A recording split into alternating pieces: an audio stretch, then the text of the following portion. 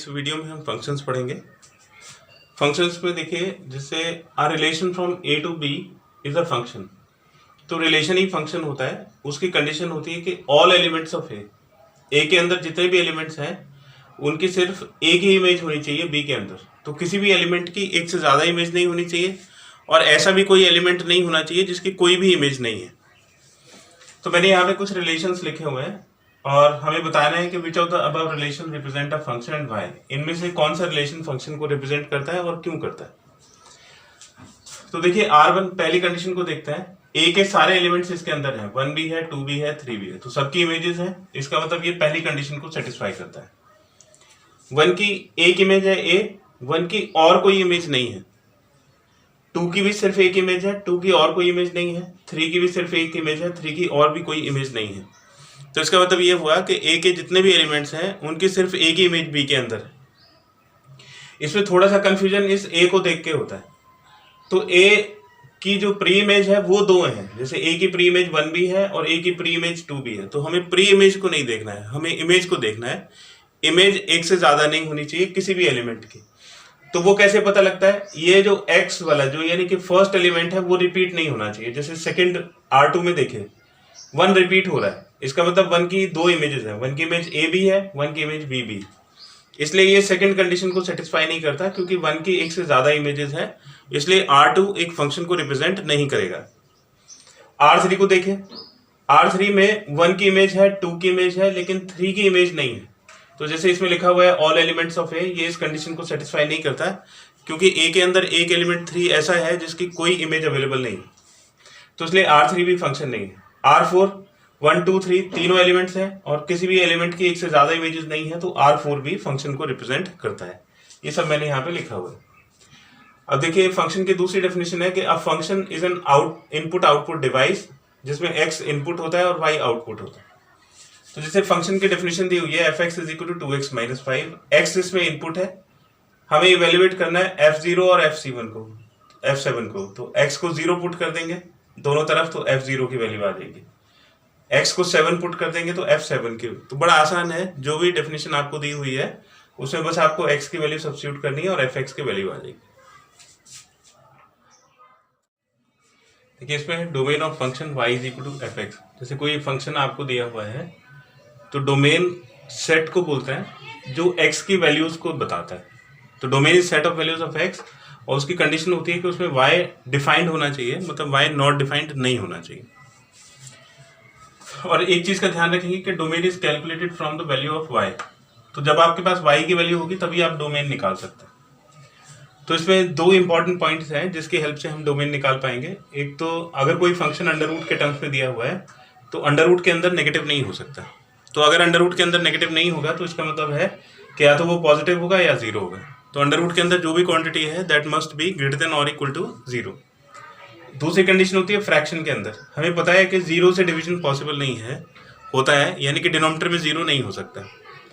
तो अगर कोई आपको फ्रैक्शन में लिखा हुआ है तो denominator is not equal to 0, ये उसकी कंडीशन होगी। इसके ऊपर ये दो एग्जाम्पल मैं दिखा रहा हूँ यहाँ पे। Find the domain of the following sets. ये दो सेट दिए हुए हैं, इनका डोमेन कैलकुलेट करना है। तो ये नोट देखिए कि domain is calculated from the value of y, और y क्या होता है, fx की वैल्यू होती है। तो जो भी फंक्शन आपको दिया हुआ होगा उसको हम y ले लेंगे और अंडर रूट वाली कंडीशन लगाएंगे। तो अंडर रूट के अंदर जो भी कुछ है वो नेगेटिव नहीं हो सकता, मतलब that must be greater than और equal to 0। Therefore x should be greater than or equal to 3। तो अगर 3 या 3 से ज्यादा होगा तो इसका मतलब 3 से लेके इन्फिनिटी तक होगा। तो देखिए जैसे ये हमने नंबर लाइन बना दी और यहाँ पे ये 3 है, तो 3 से आगे चलेंगे तो ये 3 से लेके इन्फिनिटी तक जाएगा और 3 भी इसमें इंक्लूडेड है क्योंकि इक्वल है। तो इसलिए x की वैल्यू 3 से लेके इन्फिनिटी तक होगी। अब क्योंकि इसमें इक्वल है तो 3 को इंक्लूड करेंगे, तो जो डोमेन ऑफ f है वो 3 से लेके इन्फिनिटी तक होगा। उसी तरह से अगर कोई फ्रैक्शन दी हुई है तो फ्रैक्शन तभी डिफाइंड होगी जब डिनोमिनेटर नॉट इक्वल टू 0 होगा, मतलब डिनोमिनेटर में 0 नहीं हो सकता। तो डिनोमिनेटर को हम लिख देंगे नॉट इक्वल टू 0। इसको स्प्लिटिंग द मिडिल टर्म से सॉल्व करेंगे, इतना आ जाएगा फैक्टराइज करके। तो ये नॉट इक्वल टू 0 है, तो इसका मतलब ना तो ये 0 हो सकता है ना ये 0 हो सकता है, मतलब x is not equal to 1 and x is not equal to 2, बाकी कुछ भी हो सकता है।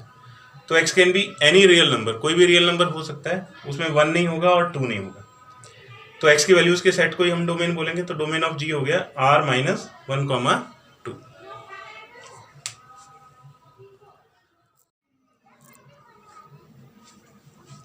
देखिए डोमेन के और दो एग्जाम्पल देखिए, f x is equal to under root 9 minus x square and g x is equal to under root x square minus 25।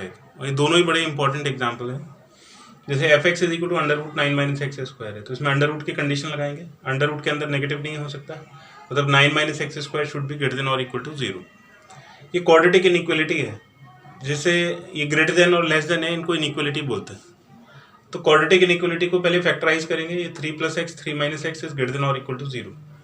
इसको सॉल्व करने के लिए हमें एक्स की वो वैल्यूज चाहिए जिसके लिए पूरा जो लेफ्ट हैंड साइड है वो या तो पॉजिटिव हो या तो 0 हो। तो इसके लिए क्रिटिकल पॉइंट्स निकालते हैं, जितने भी फैक्टर्स हैं उनको 0 के इक्वल रख के एक्स की वैल्यू निकाल लेते हैं। ये जो एक्स की वैल्यू है ये बताते हैं कि इन वैल्यूज पे फंक्शन की वैल्यू 0 होगी। एक नंबर लाइन बनाइए और इस पे इन दोनों पॉइंट को ऑर्डर में मार्क करिए। तो पहले -3 आएगा, फिर 3 आएगा, छोटा लेफ्ट साइड में और बड़ा राइट हैंड साइड में। तो इसके इंटरवल्स बन गए -∞ से लेके -3 तक, एक इंटरवल हो गया। इसमें इस पूरे फंक्शन की वैल्यू सिर्फ एक ही हो सकती है, या तो नेगेटिव हो सकती है या पॉजिटिव हो सकती है।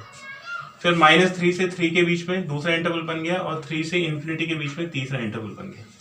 ये ध्यान रखने की चीज़ है कि एक इंटरवल में दो साइन नहीं हो सकते, या तो जो भी फंक्शन दिया हुआ है उसका नेगेटिव साइन होगा या पॉजिटिव साइन होगा। इसलिए इसके बीच में कोई भी एक वैल्यू लेके हम x की प्लेस पे रखेंगे, उसको चेक करेंगे कि उसका साइन कैसा है। -3 से इधर आइए, मैंने -4 ले लिया, यहाँ पे -4 पुट करिए तो 3 - 4 नेगेटिव हो जाएगा। यहाँ पे -4 पुट करिए तो -4 इंटू माइनस +4 +3 पॉजिटिव, तो नेगेटिव इंटू पॉजिटिव नेगेटिव हो जाएगा। इसी तरह से -3 से 3 के बीच में कोई भी वैल्यू ले लीजिए, -3 से 3 के बीच में 0 भी आएगा तो हम 0 से भी चेक कर सकते हैं। 3 + 0 पॉजिटिव, 3 - 0 वो भी पॉजिटिव, और पॉजिटिव इंटू पॉजिटिव पॉजिटिव हो जाएगा।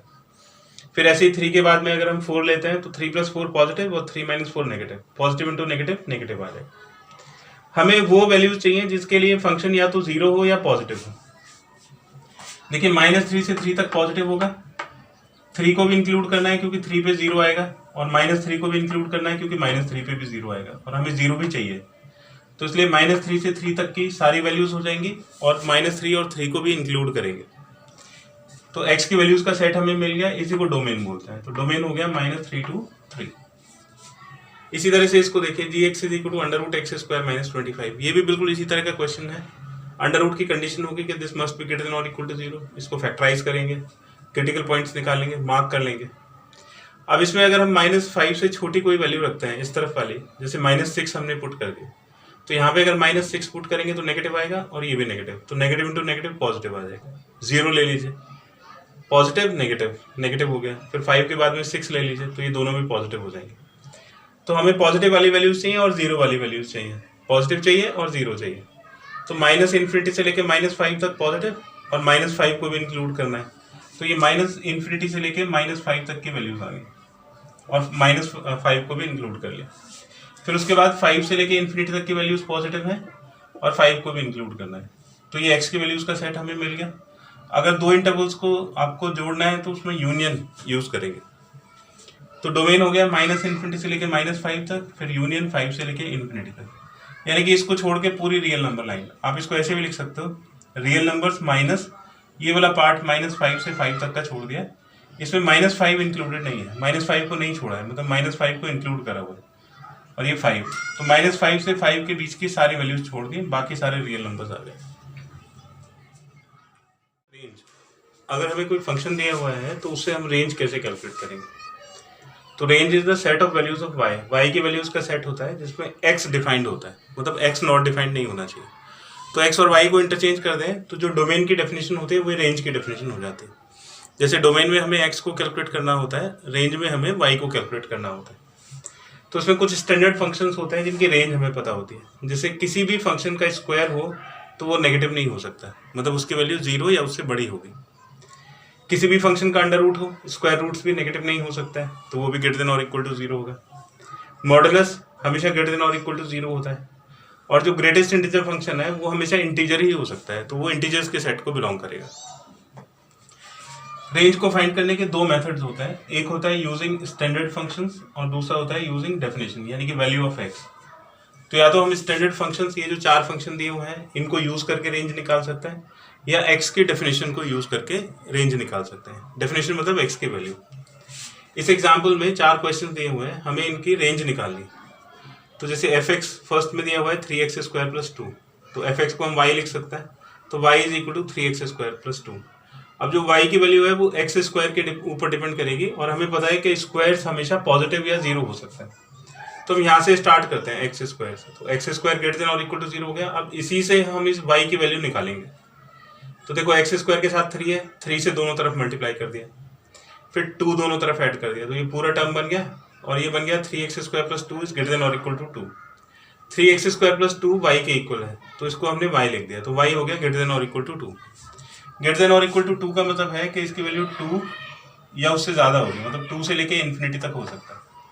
2 को इंक्लूड करने के लिए ये स्क्वायर ब्रैकेट यूज़ करेंगे, क्लोज इंटरवल, और इन्फिनिटी को कभी इंक्लूड नहीं कर सकते, इसलिए इन्फिनिटी पे ये ओपन इंटरवल राउंड ब्रैकेट लगा दिया। तो ये जो y की वैल्यूज का सेट है इसी को रेंज बोलते हैं। तो रेंज की वैल्यू हो गई 2 से लेके इन्फिनिटी तक।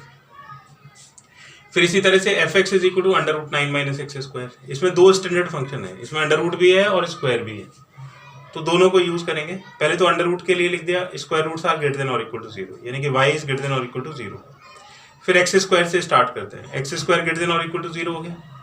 अब इसको अगर माइनस से मल्टीप्लाई कर दिया तो -x², अगर किसी पॉजिटिव चीज़ को नेगेटिव से मल्टीप्लाई कर दोगे तो वो नेगेटिव हो जाएगा। या आप ये याद रख सकते हो कि नेगेटिव नंबर से मल्टीप्लाई करने पे इनइक्वलिटी बदल जाती है, यानी कि जो ग्रेटर देन है वो लेस देन हो जाएगा। फिर हमें 9 - x² चाहिए, तो 9 ऐड कर दिया दोनों तरफ, तो 9 - x² > 9। फिर अंडर रूट भी चाहिए, तो दोनों तरफ अंडर रूट कर दिया, तो ये 9 का अंडर रूट 3 हो गया, और यहाँ पे अंडर रूट 9 - x², यानी कि y की वैल्यू होगी < 3। अब इन दोनों को अगर हम क्लब कर दें तो y की वैल्यू 0 से बड़ी और 3 से छोटी, तो y 0 से 3 तक हो सकता है, इसलिए इसकी रेंज हो जाएगी 0 to 3। सेकंड क्वेश्चन देखिए, 2 - 3 मॉडुलस x, तो ये मॉडुलस x से बना है, मॉडुलस भी > 0 होता है। तो मॉडुलस से स्टार्ट करते हैं, मॉडुलस x > 0। इसको नेगेटिव नंबर -3 से मल्टीप्लाई कर दिया, तो ये नेगेटिव हो जाएगा, नेगेटिव का मतलब <0 हो जाएगा। फिर 2 ऐड कर दिया दोनों तरफ। तो बेसिकली हमें स्टैंडर्ड फंक्शन से ये पूरा फंक्शन क्रिएट करना होता है, क्योंकि हमें y की वैल्यू निकालनी है। तो 2 - 3 मॉडुलस x < 2 हो गया, इसको हमने y लिख दिया, तो y < 2। तो y की जो वैल्यू है वो -∞ से लेके 2 तक होगी, तो इसलिए इसकी रेंज हो गई -∞ से लेके 2 तक।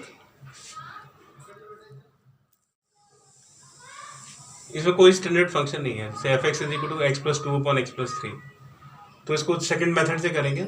सेकंड मेथड था कि हम x की डेफिनेशन से रेंज कैलकुलेट करते हैं, यानी कि x की वैल्यू से रेंज कैलकुलेट करते हैं। तो f(x) को हमने y सपोज कर लिया, f(x) की वैल्यू पुट कर दी। अब इससे हम x की वैल्यू कैलकुलेट करेंगे, तो पहले इसको क्रॉस मल्टीप्लाई कर दिया, फिर x वाले टर्म्स लेफ्ट साइड में लेके चले गए, और जिनमें x नहीं है उसको राइट साइड में। x इन दोनों में से कॉमन लिया, 1 - y हो गया, तो x की वैल्यू हो गई 3y/2 / 1 - y। तो अब ये x की डेफिनेशन मिल गई। अब इसमें फ्रैक्शन की कंडीशन है, और फ्रैक्शन में हम जानते हैं कि डिनोमिनेटर 0 नहीं हो सकता, इसलिए 1 - y ≠ = 0। तो 1 = y, y ≠ 1, तो y 1 नहीं होगा, कोई भी रियल नंबर हो सकता है, तो इसको हम लिखेंगे y belongs to all real numbers except 1, यानी कि रेंज ऑफ f हो गया r - 1।